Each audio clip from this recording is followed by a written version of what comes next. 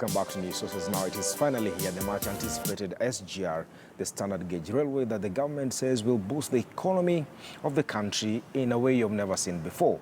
The state-of-the-art locomotive, as described by the government, looks promising, but there are questions about its first-class status. Here is a clip posted online by the Kenya Railways Corporation showcasing the comfort of the first-class nature of Kenya's SGR that you've been paying for using your taxes.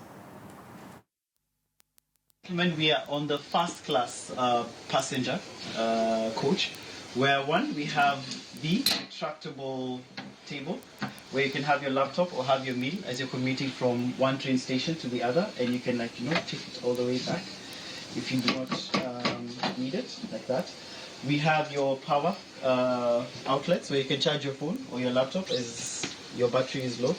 And if, let's say you are a couple of friends and they're seated next to you, you have this really cool lever where you can just press it down and the seat turns to the side and you can have a conversation with the person who's more or less seated across you. Or if you have your friends who are seated behind you, the seat can go all the way to there, and you can have a conversation with the people who are more or less seated behind you. So, ladies and gentlemen, that is the first class passenger coach that you'll be riding on very soon this year.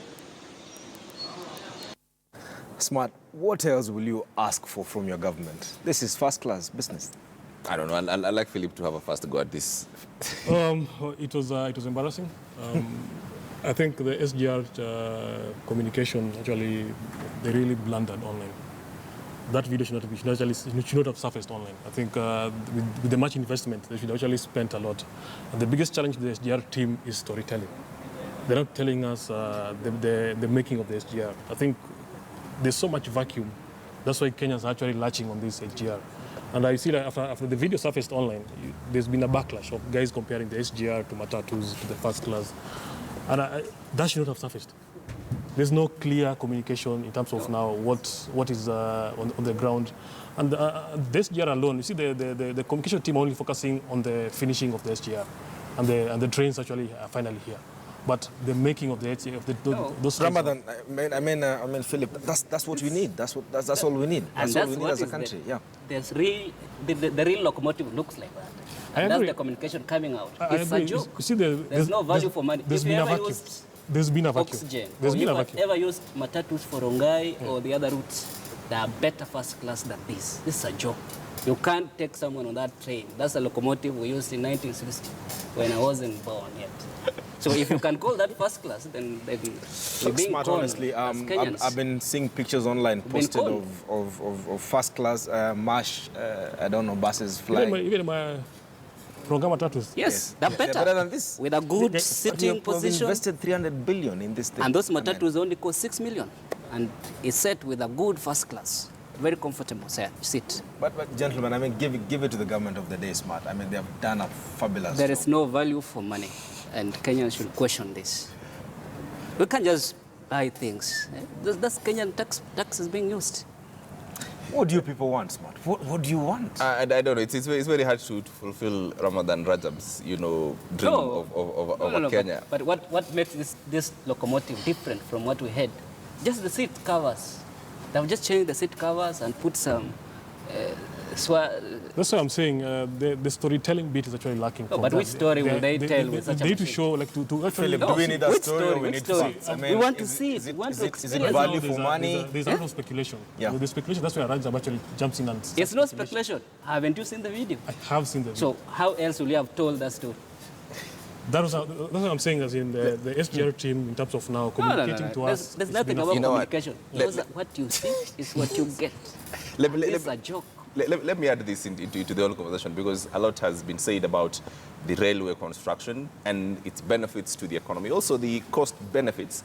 So here are the silent facts and a comparison between SGR here in Kenya versus the Ethiopian one. First, Kenya's SGR is 100 kilometers less than Ethiopia's rail network. There's virtually no difference between the speed of the passenger coaches, standing at 120 kilometers per hour, while the Ethiopians have a fully electrified network. Our SGR will be using diesel. The government says there is option of electrifying our rail networks, but that's for future use. Now, on the costs, we are paying virtually the same amount, and that's in excess of 300 billion shillings. Those are the facts. That's how it sits. Now, the difference here is this, and Philip, you've made comments about storytelling. The Ethiopians, if you look at their train and what it's able to do, even the pictures itself, it looks different. It looks like value for money. It looks, this is a 300 billion project. Ours looks, it's an NOS of some sort. Oh, you guys are putting me at a stop here. One thing, the dynamics for Ethiopia and Kenya are not the same. Land, that is true. That is true. Land in Ethiopia, actually, the government in Ethiopia actually did not buy the land. They actually got it for free. So in Kenya, actually, the government actually had to get the land and compensate there. So those are the kind of dynamics which are different. And the SGR for Kenya has like 33 stops. Ethiopia, I don't know how much it has. 18. It has 18. So those are the kind of where the cost actually went high. Well, at it, the World Bank did a feasibility study in 2013, and they said in total, and that will be on your screen, those are the comparison. The World Bank said there is absolutely no reason and no need to have an SGR at this time until 2030. What would have worked best is to revamp our meter rail network. That was in 2013. We disregarded. Remember when we started this, SGR was supposed to have been a collaborative project between us and other countries, and the others left us. It's interesting. I mean, these facts are coming out a bit late. We have only 4 months before we launch this maiden trip from Mombasa. It's disgusting. Yeah, and on your screen, and furthermore, this is a loan which we start paying. So I don't know how they will recoup investment. Any investor who invests at a place, you want to recoup investment within a given time.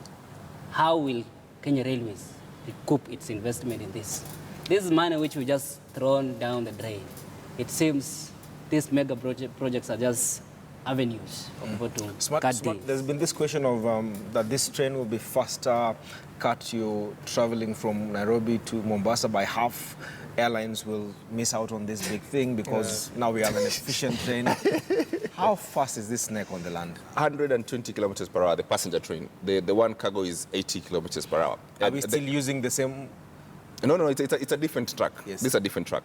The current one, I think, does 80 kilometers per hour. So in terms of increasing, there's some truth in it, half truth, But yes, like a matatu, the speed governor, my director reminds me. But here's the thing, even it being electrified does not necessarily mean it's going to be faster. That's the other thing. We need to get, either the speed bullets. That's another a different conversation. But in terms of it sort of helping the journey to Mombasa, there's some sort of truth in it. Philip? I don't think it will increase the speed because they're using the same rail track with a good strain. So at some point they'll have to stop to allow the other one. Yeah, it's a single track. Yes, it's a single track. Yes, yeah. It's a single track. It's not double. It's a single track. Yes. So yes. So when goods are going, we cannot have the same passengers. Coming. My question is, who will want to sit on that seat to Mombasa and leave oxygen, leaving here to Mombasa? As you've seen, Ramadan, in that even seat, if you say speed, if this seat is as stiff as a bench. That's how it is. You see, if you've ever been to Oxford, even the economy class, it doesn't look like this. Ramadan, we need comfort. If your friend sitting on the back, and there's a very cool lever on the right of your screen, yes. on your seat. You can always turn around and have a chat with them. Inconvenience the entire crew sitting at the back to move so as you can turn around. There's no even leg room, by the way. Yeah, is this what this country needs? No, we don't need this at the moment. We don't need this. Ramadan? We only needed money that was used to put this SGR thing. It could have been used to build roads, a good road network, where you can come from Mombasa. But look at the economic expansion of this. We'll have satellite towns coming up and employment. That's what they keep on telling us. Yes, but new economic zones. How much will they be pumping into the economy? That's what they're not telling us. I saw a statement saying that it will create thousands of jobs. I don't know how many conductors or workers will be employed in one locomotive. They should be specific that we estimate in the first year, so as we can hold them to account. The first year, it will create 100,000 jobs. So, gentlemen, you've burst my bubble by saying this train will not go 5 hours and 30 minutes to Mombasa. I'd rather fly. Yeah, you'd rather fly or go with the bus. You are more safer there. Smart than we're in trouble, man. Going forward. It is what it is, Dennis. We are stuck with it. I mean, the thing has been built. It has to run here. There's nothing we can do. And who will pay for it? well, you will pay for it. Every media house has been reporting its own version of events in the latest attack on Kenyan security forces in Somalia. The Department of Defense says it only lost 9 soldiers. Media houses have put a figure of 67. Others have decided it's only 9, while others have refused to report on this altogether. Is the Somalia mission still important? Is it smart? I mean, we've lost 200 plus soldiers in the last 1 year. Do we still need to be in Somalia? The difficulty of discussing this is that you have people who have put their lives on the line for the country and their families, and it's a difficult time for them. And then you have to discuss, in the whole context on how the country should deal with not only that loss, but how the country deal with the overall mission. And that's a difficulty with having this discussion. But the second point is this, that this has happened in almost a similar fashion as, the El Adi attack.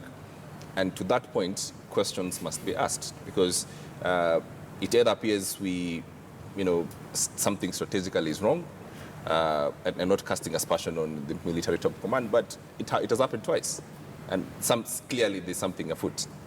Philip, this attack mirrors what happened last year, a time like this, I think 10 days apart, where same bandits drove in this makeshift military camp and killed our soldiers. It has happened again, and we promised to set up an inquiry to investigate and look at ways on how we must mitigate this going forward.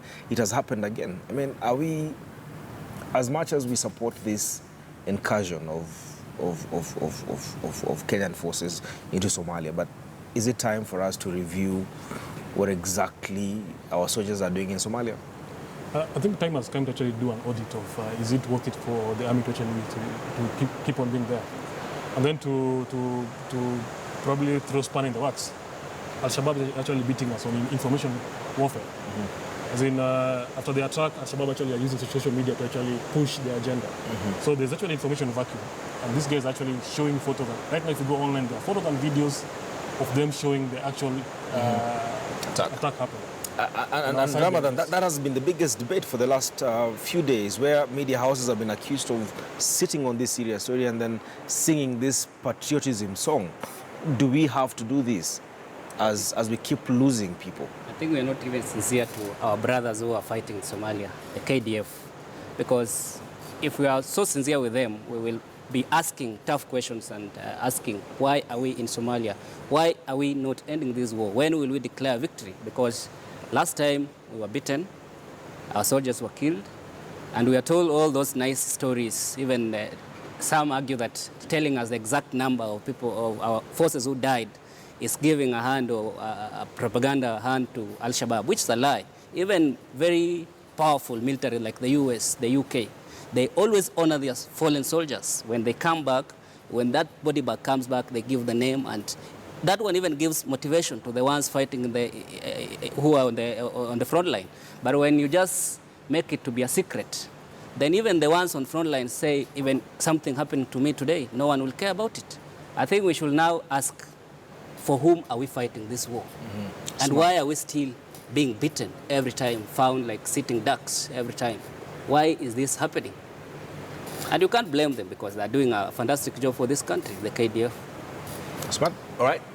It's a difficult conversation to have, and I'm sure we'll have this discussion, in subsequent programs and in subsequent bulletins. We asked you earlier on if you think if NASA holds together, I beg your pardon, it can defeat the current Jubilee government. The results are in, and 11% of you don't care, 24% think absolutely not, and hoping 65% online of 622 votes think yes, they can. Thank you very much for your thoughts. Thank you very much for your opinion. That's how we sign off on News Sources. Dennis Wasarigo, Ramadan Rajab, Philip Ogola. Thank you very much. Up next is KTN Prime.